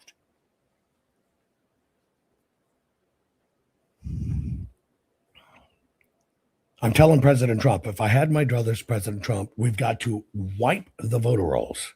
That means get rid of them. Everybody equally impugned, start over. We don't even know how many people write into them. Well, the reason that meeting in President Trump's office stalled is because one of the teams helping in Georgia, funded by Mike Lindell, and going around to all these cities, gave them this advice. So you have a centralized statewide voter roll that's on networked machines, servers. It has a public-facing internet interface. That's it. That's all I need to know that it's blown. That's a centralized statewide voter roll that was mandated by Help America Vote Act. They have these all over the country. And it's not just that you have a public-facing internet interface to it, but multiple organizations have what's called an API, or an application programming interface. In other words, a machine-to-machine interface into that voter roll. And I'm telling you this because when people say, well, we have to clean up the voter rolls, it's true that they're not following the law. It's true that they're not in good faith maintaining them in accordance with Title 52 that requires that the voter rolls be both secure and accurate. That's a requirement imposed on the Secretaries of State who've received the Help America Voting Act and CARES Act funding to maintain those voting systems. What nobody's going to tell you, but I'm going to tell you, is you cannot clean those rolls. You're sweeping a dirt floor. And so when you bought pillows and you funded for the Levin, we had the Lindell Fund, the Lindell Conquest, the Lindell Crime Bureau, the Lindell I'm Mike Lindell and You're Not Fund. You paid for people to go around to 745 different locations. It's the machines. It's not the voter rolls. You can't tell anything by the ballots. It's the machines. You funded that, by the way. You funded that. This is how big this fight is. This is why I catch shit.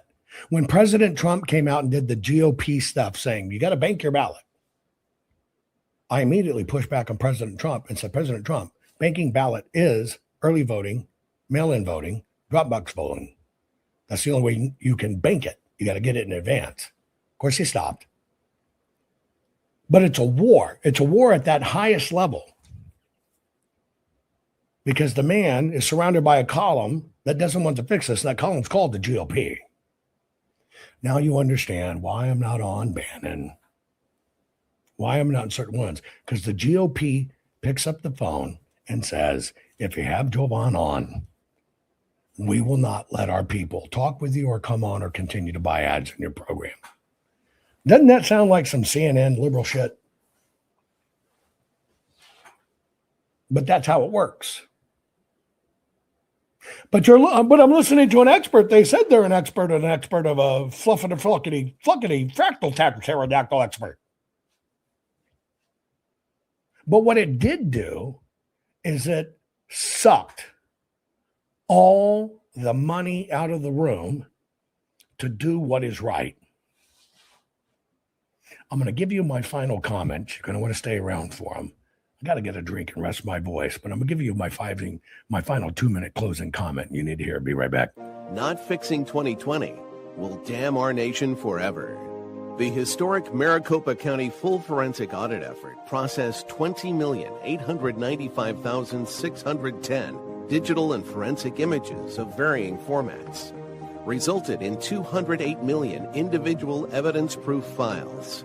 The system processed over 58 billion forensic measurements, resulting in over 2 trillion individual base computations. No hopium, no hype, just hardcore forensic evidence. Please make sure the Maricopa County Full Forensic Audit Archives survive. Donate now. So if you want what happened in the 2020 election fixed, then please donate to protect and secure this historic evidence. We can't do it without you. We need you. America needs you. Our future needs you. Please donate now. Okay, so let's talk about this. What went on in Georgia? What's going on now? Are we going to actually see what's up? I'm going to tell you the truth. I have a duty to myself to be truthful and transparent. I take my responsibility with you here as family and friends. I don't count you as clicks and views and likes and shit. We're family and friends fighting for our country. And if we don't fix this, we are doomed. Half-ass measures only prolong it, but they will get control. And we're so dangerously close now.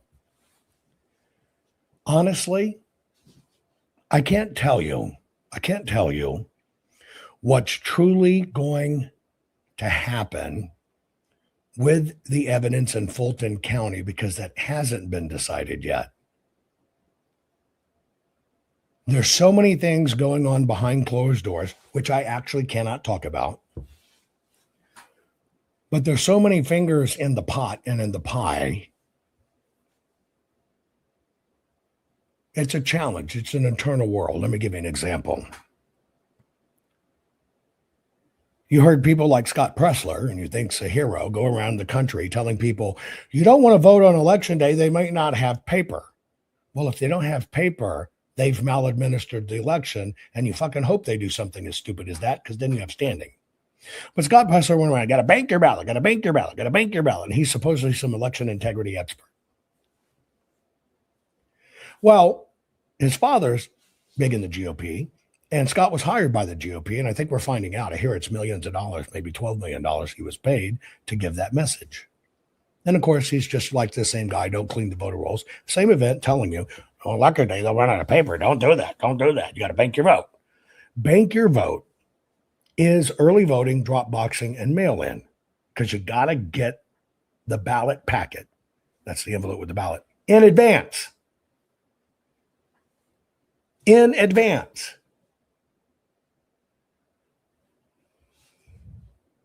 So in many ways, I'm just telling you, the GOP is just as rigged and rotten as the Dems. We get a full forensic audit in Arizona. We got multiple states lined up to do it. A full forensic audit where you see hardcore fucking facts like this. The same people that paid for all these experts to go on the road, our Cause for America, our Detective Bureau, whatever the shit it is, fucking told those states a full forensic audit is a waste of time. Canvass.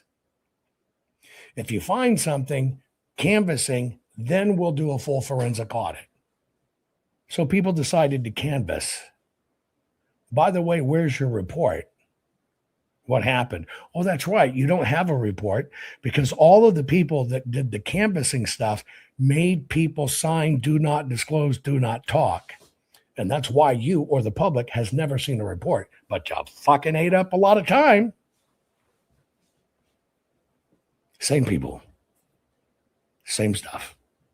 Same people telling you it's the machines, knowing it's all voluntary, and at worst, somebody's going to get $1,000 fine, maybe a year in jail. Well, they'll fucking pay some schlup $10 million to sit their ass in jail for a year. Who cares? That's the rig. That's the rig. And I just got to tell you, everybody wants a hero. I want to let you know, I am not a fucking hero. I'm a technologist. I am only showing you as an investigator what I found. I can't fix it. You can fix it if you decide to. You can fix it. I can't fix it. All I can do is have the evidence. I can't bring the lawsuit. Like in Arizona, can I bring a lawsuit for this? I'd have no standing. Why? I'm not a fucking voter in Arizona. Doesn't fucking affect me. I'm an expert witness hired by the Senate to do a full forensic audit, which means I am the expert witness, must testify. You don't file the suit and testify as the expert witness, you're compromised. But the system doesn't want you to know this stuff. I have no problem calling it like it is, and I have no problem if I'm wrong, saying I'm wrong, but I'm telling you like it is. But how does America respond to this stuff? We respond to the same shit, different color. We know that news was fake and crap. We know it. And we continue to ignore this when it's right in front of our faces. That puzzles me. I have to tell you, that actually puzzles me. You can actually look at the evidence, but linear thinking logic has disappeared in your life. And that's how the system has trained Americans. Let me ask you a question. You know that ABC, NBC, CBS, MSNBC, CNN, they're all various different companies. And you know they all compete for the same ad dollars because they're different companies, right? You know that. Then answer this for me. I'm going to show you about 40 seconds. If they're all different companies, which means they all have different employees, which means they have all different news directors,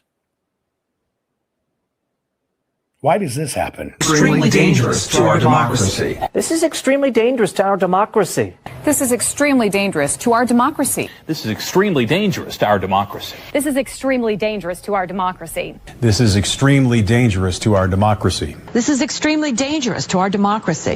This is extremely dangerous to our democracy. This is extremely dangerous to our democracy. This is extremely dangerous to our democracy. This is extremely dangerous to our democracy. This is extremely dangerous to our democracy. This is extremely dangerous to our... I think you get the idea. All different companies, all different logos. How do they spit out the same shit? It's because, folks, nothing's real. Nothing. My confidence comes from our work in Maricopa, which is the only, from beginning to end, documentation, evidence, and a certified chain of custody kept to this day of everything that happened in the 2020 election. Nowhere else does this exist. And it's never been done at time. I personally looked over 2 million ballots, 189 million voted ovals. Nobody in history has ever done that. But that's what they stay away from. And it's because all of this is manipulated. Let me give you an example. You guys gave your heart out for the cyber symposium to see 3,000 counties, how everything was changed and done. And here it is. And you can come in and we're going to have the lawmakers here. You're going to have the lawmakers here. They can take the data home. They can verify it with the people. Are going to see how switch, went here, did this, order now, pay now, send me money now. And you did. Only thing that came from the cyber symposium is Tina Peters went to prison because there were no PCAPs. And you find out 3+ years later in court, Mike Lindell admits he never had them. Under sworn oath and testimony, he never had them. But you see how they do it, just like the TV host. We're a constitutional republic.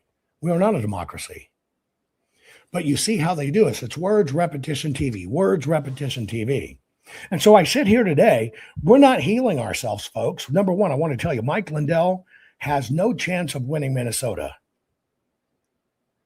Minnesota, billions of the systems to Somalis.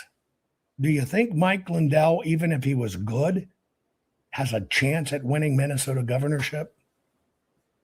Just honestly. But on that, I got another question. If he will get on TV, take your money, and fucking lie to you that he had the PCAPs, but all of a sudden, no, it's a protected witness by the CIA, and all of that was bullshit. The only thing to show for his work is Tina Peters went to fucking prison, and all he told you was focus on the machines, get pissed at me, and leave. That shows how shallow you are. Focus on the machines. It's a misdemeanor. Never in history covered our work, ever. How do you trust that? Oh, Mike got gullible, got taken for people. Okay, let's put it in a governorship point. Do you want a governor that's gullible? Do you want a governor that can buy into an operation by the CIA and be controlled? It's a double-edged sword, baby. You can say, poor Mike, he was just conned by people. Okay, elect him governor. He'll be conned by even bigger people. Do you understand how this racket works? Even down to the GOP. You have all this data, you have all this stuff to show you. I can give you the names of the people that did it, when they signed and when they didn't. Do you ever see that on Bannon? No, because the GOP won't allow it. You got to go back to when President Trump ran. The GOP was terrified he'd run as an independent. They made a deal. We'll support you. We'll help you out, but you got to say you're GOP. And when they got him to agree to that, they have forever use of your likeness and name forever as GOP. Have they supported President Trump? Look at the rhinos that just voted for $1.7 billion of what Doge got rid of. And President Trump says we're giving it zero, but 23 rhinos made sure it happened and paid it. Folks, we're caught in a massive psychological warfare. But until we change our standards, our own standards, because we have no standards predominantly. Oh, they're wearing a cross. They must be a Christian. That means it's true. Or they're repeating it. That means it's true. That's the same shit we got from mainstream media. You just swapped. And then when you get told the truth, you actually fall into the same category as liberals. It hurts, and you get pissed, and you hate me. Think about that. Virginia, somebody just mentioned in the chat, Virginia just put in an AG that said Republicans and their children should be killed.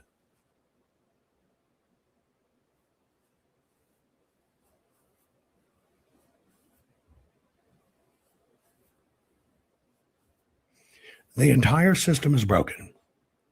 And what it takes to fix is people to wake up and have high standards. If you're following the people that said the full forensic audit in Arizona was a grift, you have been conned and you've sold your soul. Why would you back anything where the rules are voluntary? Did you even know that all the election rules for the machines and software are voluntary with no enforcement? Why would you back melting the machines to prison bars? A machine is just like a gun. That fucking gun doesn't shoot unless you got ammo and you got a bad person behind it. It's not the gun's fault. And you accept that when you're battling liberals, but when you're battling conservatives, oh, that gun can shoot, because you won't take out the bullets. You won't recognize its people, paper, and programs, and you fall for the same con and the same con and the same con because you treat all of this like it's a popularity contest. No, it's the survival of fucking America contest. Either America survives or it doesn't. And that affects every Christian, every Jew, every Muslim, every Catholic, every Baptist, every atheist, every gay person, every brown person, every right person, every left person, every person who doesn't give a fuck. It affects us all because that's all that's left. Those are the only two sides. You got to do some soul searching because it's funny. You can have the evidence in front of you and so many people will not support it to make sure it survives because you'd rather fucking put your money in a pillow or buy the next little cross trinket versus making sure the most important evidence in history survives. So we can finally fix all of this. My job's only to show you. I give you the taste of the background. I'm not just a commentator. I'm right in the fucking middle of it. I'm not somebody who just quit Taco Bell to become a political commentator like other people you follow. This is it. This is real fucking life, baby. And we're going to lose our country if we don't collectively learn how to fight this. Share this program because it's a fight for your life. Our courts are based on clear and convincing evidence. Want convictions? Want justice? For what happened in the 2020 election? Then we need your help. Not fixing 2020 will damn our nation forever. The decision you make in the next few moments could decide whether we ever get our elections fixed or not. Here's why. Trump campaign and allies filed 64 different lawsuits. They all went down in flames. 100% of these cases were presented on "It's the machines," or "The machines changed the votes," or "The voting company executive said he would make sure Donald J. Trump would not win." They all went down in flames. Why? You can't bring theories to court as evidence. No supposed Zoom call or six-degree polynomial math theory or census data is or ever will be proof of fraud. You can't bring theories to court as evidence. Here's why. In both civil and criminal law, the side making a claim carries the burden of proof, and prosecutors must prove guilt beyond a reasonable doubt. Without physical or otherwise verifiable evidence, a case cannot meet this high threshold. Physical evidence is the key.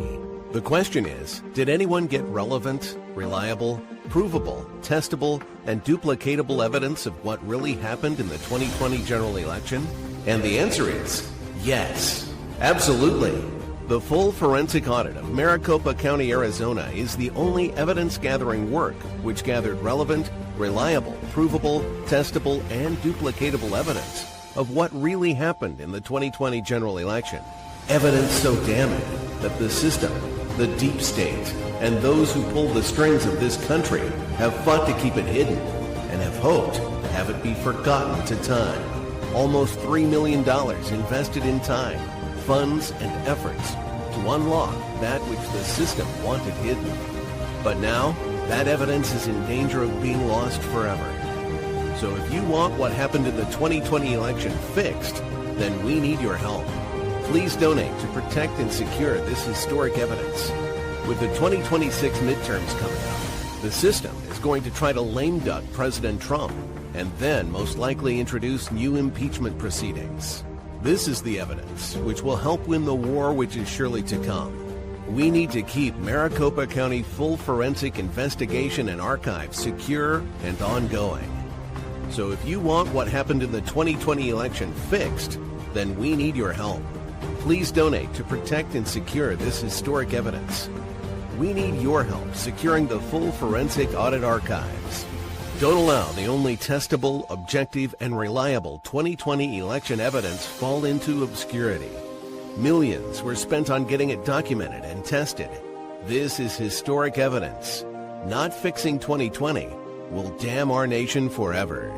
The historic Maricopa County full forensic audit effort processed 20,895,610 digital and forensic images of varying formats, resulted in 208 million individual evidence-proof files.